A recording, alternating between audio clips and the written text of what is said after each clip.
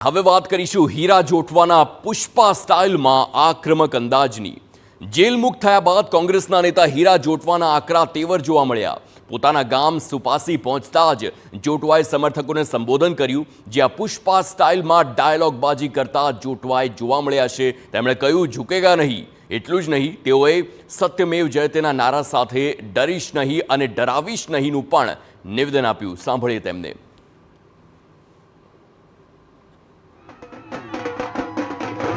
ना तो कभी डरेंगे, ना तो कभी डराएंगे, ना तो कभी डरेंगे, ना तो कभी डराएंगे। हिंदुस्तान आजाद देश है, हमें आजाद देश का नागरिक है, हमने कोई दबावी शक्य नहीं।